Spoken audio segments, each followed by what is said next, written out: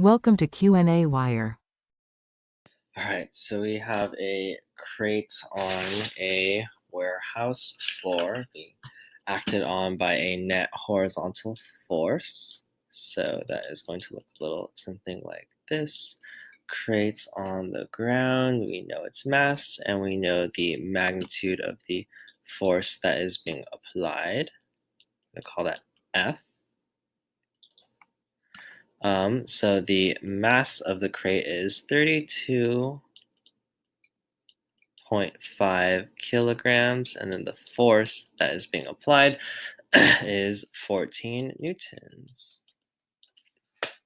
Okay, so part A is asking us to find the acceleration that the crate experiences. We're going to use a variation on F equals ma, but in order to solve for the acceleration, so we take 14, divide that through by 32.5 in order to get that the acceleration experienced is 0.431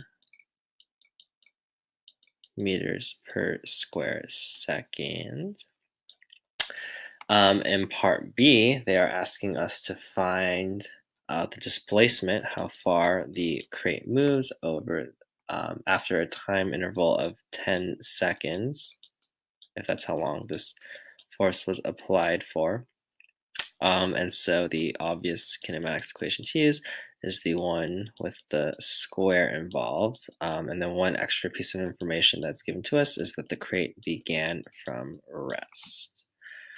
Okay, so that means that this first term is going to go to 0, and then we can just plug in numbers into the second term of this equation. So we just solved for the acceleration, that was 0.431.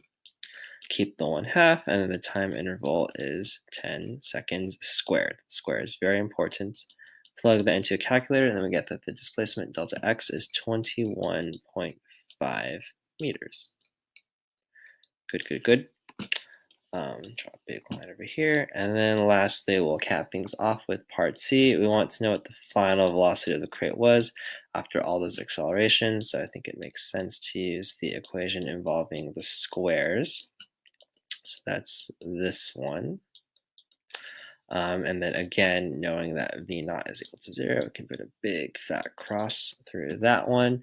Take the square root of both sides, which I will do right now.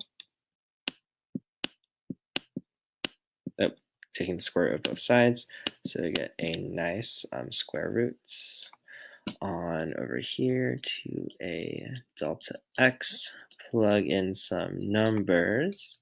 So our friend 0.431, and then our delta x, which we calculated in part B, is 21.5 meters. Square root that whole thing, and then get a final velocity of 4.31 meters per second.